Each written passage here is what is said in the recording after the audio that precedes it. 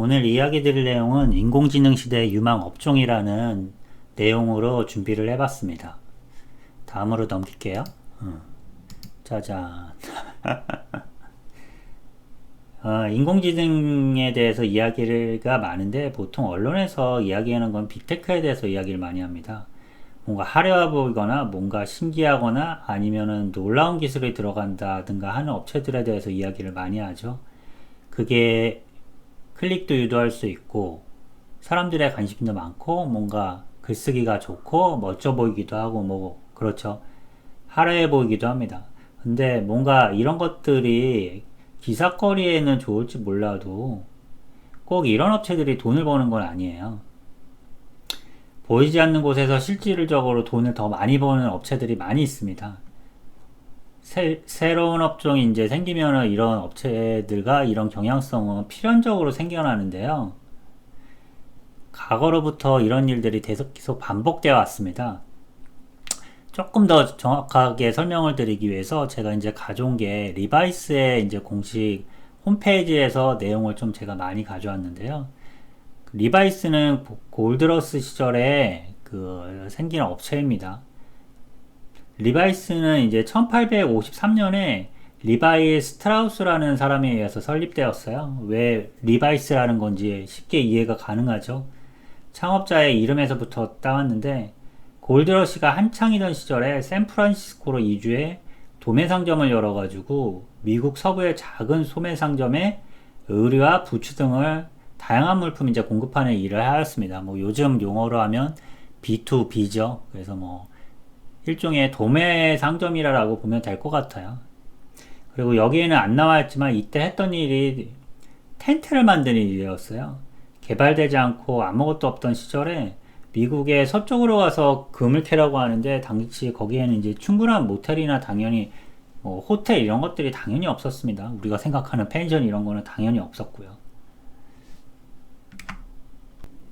우리가 영화에서 보는 것처럼 중간중간 뭐라 그럴까 주막? 보통 보면은 우리가 영화에서 보면 거기서 맨날 이제 총 쏘면서 대결하는 그런 이제 작은 마을 같은 데서 잠깐 잘 수 있는 뭐 그런 것들이 조금씩 있었겠죠. 근데 한계가 많이 있었잖아요. 그런 데서 아무래도 자는 데도 한계가 있고 뭐 강산에서 일하는 강부들이 거기까지 와가지고 뭐 몇 달씩 거기에서 잠을 자는 것도 이제 한계가 많았을 거라고 생각을 합니다. 그렇기 때문에 당연히 그 당시에 되게 그 수요가 많았던 것들이 강부들이 잘 수 있는 텐트였어요. 리바이스 역시도 이때 했던 일 중에 하나가 이제 텐트를 만드는 일이었는데요. 대량으로 텐트를 만들어서 이제 강산 등에 납품을 하고 있었습니다. 근데 어느 날 이제 리바이 스트라우스가 텐트를 만드는데 이제 사용한 천을 제작해 달라는 이제 의뢰를 받고 직원들과 함께 상당한 물량의 이제 천을 만듭니다. 근데 한 직원의 실수로 의뢰인이 요구하지도 않은 이제 파란색 염료로 이제 천을 염색해 버려요. 당연히 이제 의뢰인은 구매를 거절했고 파란색 천이 이제 애물단지가 되는 거죠. 그래서 리바이 이제 스트라우스가 이거에 대해서 이제 고민을 많이 했는데 이걸 어떻게 해야 되냐, 그냥 완전 버려야 되냐 뭐 이런 걸 고민하다가 당시 험한 일을 하던 강부들이 착용하는 바지가 잘 찢어진다는 거를 알고 생각을 하고 이 천을 이용해서 옷을 만들기 시작을 합니다. 우리가 알고 있던 이제 청바지 리바이스가 이제 이렇게 이제 탄생을 하게 되는 거예요. 리바이 이제 스트라우스와 제이콥 데이비스가 이제 트루블루 데님의 리벳을 활용한 작업품을 만들었다라 그러는데 이게 꼬이는 게 제가 사실 이게 정확히 뭔지 몰라서 그래요. 제가 패션에 대해서 잘 모르기 때문에 1873년 5월 20일에 이제 특허청은 이들에게 이제 특허를 내줬고요. XX라는 이름의 블루진이 이제 어떻게 보면 세계 최초의 청바지라고 할 수 있을 것 같은데 저는 XX 저게 무슨 이제 미지의 숫자인 줄 알았는데 이름인 것 같더라고요. XX라는 이제 블루진이 처음으로 이제 탄생을 한 거죠. 그리고 자신들이 만든 이제 바지는 절대 찢어지지 않는다는 걸 강조해 이제 홍보를 하기 시작하는데 우리는 현재 청바지를 패션으로 알고 입고 있잖아요. 그리고 아이러니한 거는 최대한 찢어가지고 입는 것을 멋이라고 생각하고 청바지만의 뭐라 그럴까 독특한 문화라고 생각을 하는데, 요 보시는 것처럼 청바지는 원래 찢어지지 않게 옷을 만들기 위해서 만든 것을 생각하면 참 아이러니합니다. 여기에서 보시는 것처럼 최초의 광고이자 지금까지로 사용하고 있는 로고는 양쪽에서 말 두 마리가 잡아당겨도 찢어지지 않고 뭐 튼튼한 바지다 이런 거를 홍보하고 있습니다. 우리가 생각하는 청색은 여기서 아예 언급도 안 되어 있습니다. 당연히 이제 강부들이 있고 막 이런 거니까 패션은 홍보 문구에 전혀 들어가지도 않았죠. 지금도 청바지 시장에서 리바이스가 1위라라고 부릅니다. 좀 이따 말씀드리려고 그러는데 미국 시장에서는 독보적인 1위라라고 그러고요. 리바이스는 이제 골드러시 시절을 통해서 큰 돈을 이제 벌겠다는 사람들에게 청바지를 받아서 큰 돈을 벌었고, 뭐 아직도 지금 세계 1위를 유지하고 있는, 그래서 흔히 뭐 그런 얘기를 많이 합니다. 새로운 시장이 생길 때 그 시장을 직접 뛰어드는 사람보다 그 뛰어드는 사람들한테 장사를 하는 사람이 큰 돈을 번다는 이제 속설이 있는데, 이 대표적인 게 리바이스 때문에 나온 얘기예요. 이런 일은 이제 골드러시 시절에만 있었던 것은 아닙니다. 우리나라 이제 인터넷 초창기 시절이라고 할 수 있는 이제 1990년도 후반부터 2000년 초반까지도 이런 일이 일어났는데, 인터넷 산업이 이제 막 뜨기 시작했던 시절에 야후, 라이코스, 뭐 레이트 등 다양한 포털 사이트가 있었는데 이들은 돈을 벌지 못했어요. 오히려 마땅한 수익 모델이 없었기 때문에 뭐 이제 이용자가 많아지면은 당시 광고 시장도 충분하지 않았고, 뭐 쇼핑이나 뭐 이런 것도 크게 뭐 이제 그 없었기 때문에 이용자 수가 늘어나면 이제 트래픽이 많아져 가지고 비용을 감당하지 못해서 망하는, 뭐 이제 약간 역설적인 상태였어요. 근데 이때 유일하게 돈을 벌었던 회사가 웹에이전시였습니다. 이제 초기 인터넷 시장을 장악했다라고 해도 될 것 같은데, 이때 대표적인 회사가 1위 업체가 이제 홍익인터넷이라는 회사였고요. 지금은 역사 속으로 사라졌지만 이제 초기 웹에이전시 중 한 곳이었고, 짧은 시간 내에 이제 업계 1위로 올라서게 됩니다. 제 개인적으로는 약간의 인연이 있었던 회사이기도 하는데, 당시에는 이제 인터넷 기술이란 것이 HTML밖에 없었어요. 나중에 CGI라는, 오랜만에 저도 사용하는 용어인데 커먼 게이트웨이 인터페이스인가 뭐 그럴 거예요. 인터넷 이제 프로그램을 해줄 수 있는 방법 중에 하나인데 단점이 많았습니다. 뭐 기술적인 거기 때문에 제가 설명드리진 않을 텐데, 어찌됐건 뭐 게시판 안에도 만들기 되게 힘들었던 시절이고, 아이디 패스워드 뭐 이런 거 누는 거 보고 되게 신기했던 뭐 이런 시절이었습니다. 그렇기 때문에 게시판이라는 게 없었기 때문에 인터넷에 대해서 논의를 할 때 이제 주로 PC통신에서 얘기를 했거든요. 그래서 저는 인터넷 동아리, PC통신 인터넷 동아리 중에 이제 나우누리에 있었던 인터넷 스터디 포럼에서 이제 회장을 했고, 당시에는 이제 회장이라는 거 안 그랬고 시삽이라고 이야기했습니다. 시스템 오퍼레이터의 약자인데, 뭐 사실 시스템 운영을 하는 사람은 아니기 때문에 뭐 적당한 단어는 아니었는데, 초기에 뭐 이것도 또 역사로 돌아가면 좀 길어지긴 하는데, 어찌됐건 시삽이라고 얘기를 했고, 저는 나우누리 쪽 인터넷 동아리 이제 시삽이었고, 천리안 쪽에 이제 그 네트워크 유저 동아리라고 인터넷 동아리가 있었는데, 거기 이제 시삽이란 분이 노상범이라는 분이었는데, 이분이 만든 게 그 홍익 인터넷이었습니다.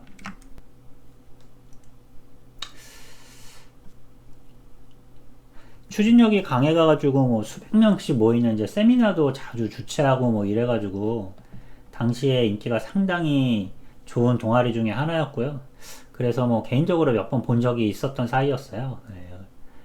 그리고 여기 보면은 기사 보다 보면은 이제 어딨냐, 여기 넷캐스트, 뭐 마이폴더 뭐 이런 얘기가 있네요. 그래서 뭐 최대 인터넷 마이폴더를 운영 중인 웹 컨설팅 디자인 업체 넷캐스트를 흡수 합병해서 뭐 최대 인터넷 회사가 되었다, 뭐 이렇게 나오는데, 여기도 마찬가지로 제가 좀 아시는 분이었고, 여기 사장님하고는 한때 같은 회사에서도 일하고 뭐 이래가지고, 이분이 나중에 이제 창업을 했던 같은 회사까지는 아니었나? 이분도 동아리에서 만났는지 조금 헷갈리긴 한데, 어찌됐건 저희 친구들도 이 마이폴더를 운영했던 여기 넷캐스트 이런 데를 친한 동생들하고 친구들도 다니고 뭐 이래가지고 이쪽은 홍익인터넷 쪽은 저도 조금 이제 익숙했던 그런 회사입니다. 참고로 마이폴더죠, 정확하게 마이폴더라는 사이트는 어떤 사이트였냐면은 일종의 전 세계 주요 소프트웨어를 모아놓은 사이트라고 할 수 있을 것 같은데 지금 이제 사라지고 있는 것 같아요. 지금 시점에 제가 네이버 소프트웨어라는 소프트웨어 네이버닷컴이 그때 사라진다라는 공지를 본 것 같은데 지금도 있는지 요거 촬영하면서 미처 확인을 못했는데 뭐 쉽게 생각해가지고 소프트웨어 샤워웨어 모아놓은 사이트라고 보시면 될 것 같아요. 당시에 이런 사이트 되게 유행이었거든요.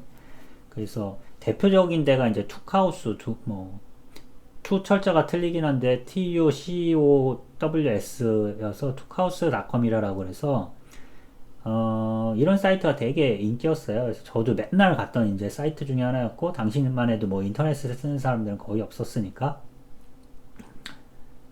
그래서 이걸 다운받은 다음에 다운받은 다음에 좀 써보고 이거를 이제 간단하게 설명해서 PC통신 자료실에 올리고 뭐 이런 거가 이제 취미 중에 하나였고 저도 그런 거를 많이 했던 그 대학생 중에 하나였습니다. 그래서 그런 일을 좀 많이 했었는데 마이폴드는 국내 사이트 중에 이제 툭하우스를 벤치마킹 해가지고 만들었다라고 얘기를 해야 되겠죠. 그런 사이트라고 보시면 될 것 같습니다. 당시에는 인터넷 사용자가 적었기 때문에 그리고 정보도 적었고 뭐 그렇기 때문에 활동할 수 있는 곳이 많지가 않았어요. 그래서 인터넷 사용자끼리는 이제 좀 한다, 인터넷 좀 하는 친구다라고 하면은 뭐 이제 다 아는 사이였고 뭐 이랬던.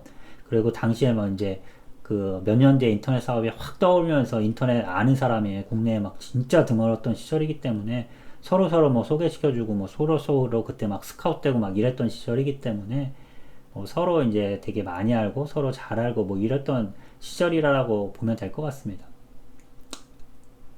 근데 이 당시에 인력 경쟁을 엄청나게 하죠. 사람 이제 우수인력을 서로 이제 확보하려고 엄청나게 서로 노력을 하거든요. 당시에 이제 대기업들도 인터넷 전문가라고 뭐 전문가란 말이 사실 조금 애매하긴 합니다. 당시에 인터넷이 시작된 지 얼마 안 됐었던 시절인데 전문가라고 해봤자 얼마나 인터넷을 오래 했던 사람입니까? 전문가라고 하면 최소한 몇십 년씩 이제 해야 되는데 그때 막 인터넷이 떠올랐기 때문에 뭐 다들 전문가라고 하고 돌아다녔지만은 지금 생각하면 다 거짓말이었고 그게 사실 맞는 얘기였던 것 같습니다. 예.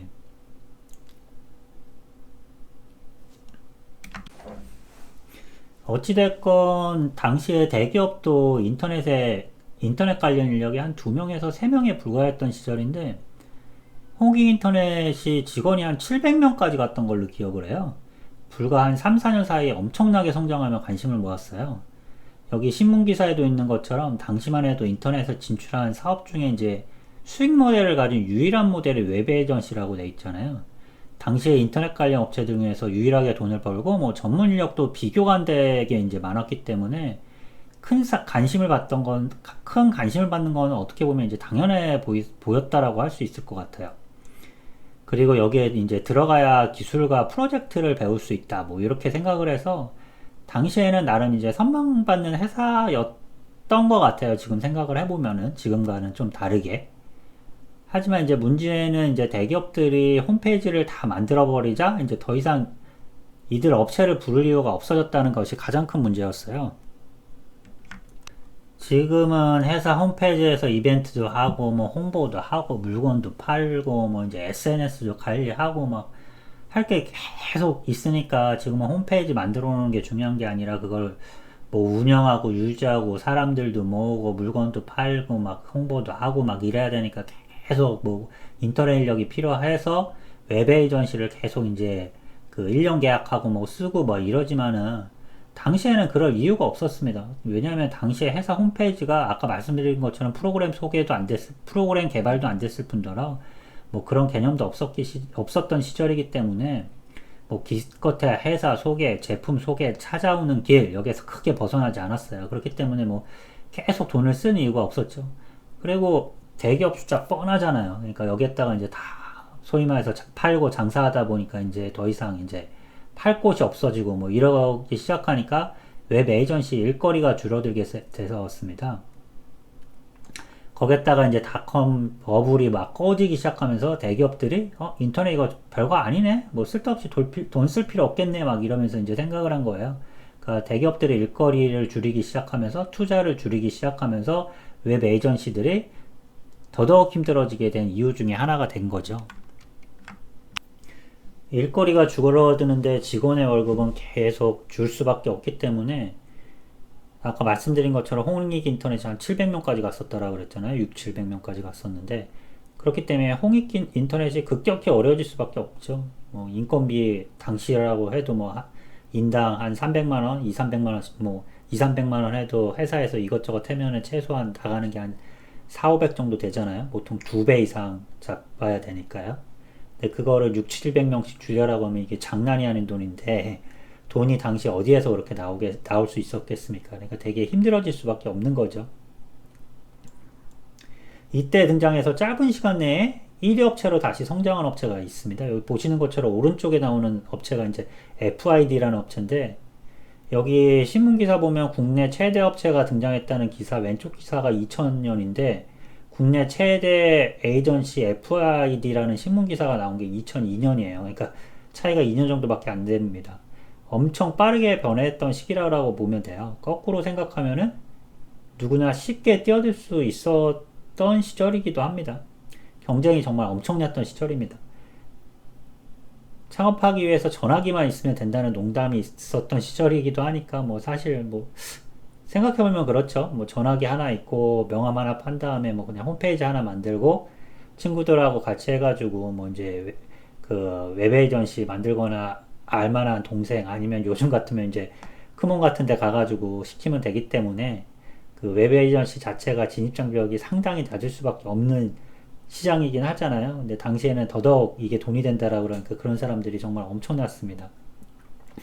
여기 이제 FID의 김지훈 대표가 조금 이제 독특한 이력을 가지고, 이제 독특한 이력이 있었기 때문에 독특한 전략으로 짧은 시간 내에 1위 업체가 됐는데, 제가 듣기로는 이제 서울대 출신인 걸로 알고 있어요. 그것도 이제 예체능계가 아닌데, 예술에 이제 서울대 다니면서 예술에 관심이 생겨가지고 서울대 이제 그만두고 예체능으로 변신을 해가지고, 미술 쪽에서는 이제 최고 명문이라고 할 수 있는 이제 홍익대 산업 디자인 학과를 이제 들어간 특이한 케이스로 알고 있습니다.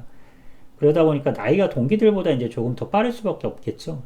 대학교 3학년 때 이제 중소기업진흥공단에서 지원받는 돈을 기초로 뭐 한 5천만 원 정도 받았다는 걸로 여기 써 있는 것 같은데, 여기 아닌가요? 어디서 제가 본 것 같은데 맞을 거예요. 그걸 가지고 이제 창업을 해서 5년 만에 업계 1위가 되었죠. 마치 이제 홍익인터넷이 PC통신 인터넷 동아리 사람들을 중심으로 이제 크게 성공을 했고, 어떻게 보면 당시에는 이제 이런 거에 관심 있었던 사람들이 대부분 컴퓨터 전공자거나 컴퓨터에 되게 관심 있었던 사람들이에요. 그래서 이제 기술력은 뛰어난데 이제 디자인 쪽이 약간 이제 부족했었던 걸로 지금 기억을 해요, 저는. 근데 FID는 이제 백그라운드가 그 이 대표 자체가 홍익대 이제 산업 디자인과라는 이제 독특한, 그리고 든든한 지원이 있었기 때문에 확 성장할 수 있었던 거죠. 지금도 그렇지만 뭐 대기업 홈페이지, 그리고 에이전시 이런 일들은 프로젝트를 딴 다음에 만드는 것이 상식이죠. 뭐 지금도 당연합니다. 근데 당시에 본인이 이제 대학생이었고, 이게 FID가 홍익대 산업디자인학과 3학년 때 만들었으니까요. 후배들도 이제 대학생이었기 때문에 이제 프로젝트를 따기 전에 공부처럼 대기업 홈페이지를 미리 만들어 놓은 거예요. 공부한다라고 생각을 하고. 그래서 경쟁이 붙었을 때 후배들이 이미 만들어 놓은 사이트였기 때문에 디자인 퀄리티가 뭐 급하게 에이전시에서 이제 요청받아가지고 와가지고 PT하는 데랑 레벨이 이제 달랐던 거죠. 그리고 이제 FID는 이미 만들어 놓은 시안이 있었기 때문에 가격도 이제 싸게 제한을 하고, 뭐 대학생들이었기 때문에 아마 인건비도 쌌을 것 같고요. 그렇기 때문에 당시에는 이제 경쟁자가 없었기 때문에 짧은 시간 내에 1위 업체로 이제 성장을 할 수 있었던 걸로 알고 있습니다. 이게 이제 FID가 확 떠오를 수 있었던, 어떻게 보면 이제 전략이었던 것 같고요. 뭐 FID만 가능했던 것 같아요. 그리고 요때 이제 FID 시절에 이제 그 에이전시 분위기들이 바뀌기 시작을 합니다. 이제 호기기 인터넷 시절, 진짜 완전 인터넷 초창기 시절에는 우선 프로젝트는 따고 보는 것이 최고라는 분위기가 있었습니다. 그러니까 막 6, 700명까지 막 가고 이랬었는데 이제 FID 시절에는 무리한 수주를 하지 않았어요. 프로젝트 의뢰가 들어와도 추가로 사람을 거의 뽑지 않는 거예요. 그러니까 나중에 이제 프로젝트가 끝날 때를 생각을 해서. 그래서 우리는 인력이 없으니까 안 합니다 라고 하거나 여러 개 들어온 것 중에서 이제 정말 돈이 되고 괜찮은 것 같고 뭐 이제 레퍼런스에도 도움이 되고 요런 프로젝트만 참가하라고 노력을 했어요. 생존 전략이었죠.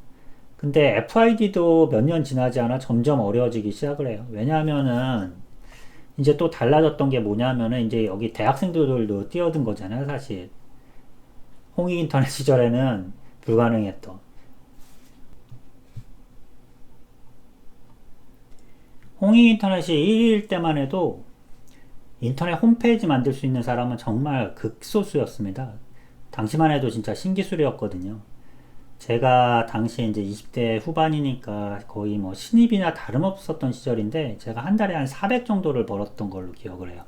물론 뭐 조금 다르긴 합니다. 그때는 저는 이제 프리랜서로 좀 많이 일했고요. 그렇기 때문에 지금도 프리랜서는 좀 더 많이 주잖아요.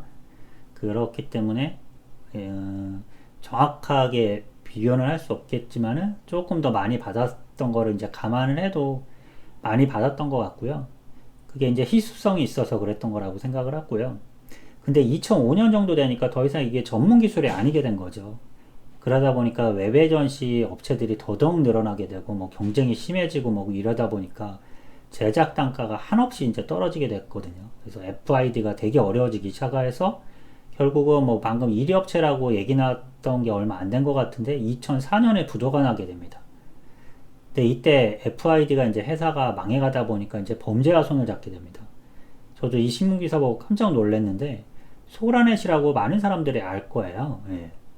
최근까지 이제 진짜 끊임없는 생명력으로 버텼던 그러다가 다들 잡혀가지고 지금 이제 사라진 사이트 그 사이트랑 이제 연결되기 시작을 하는데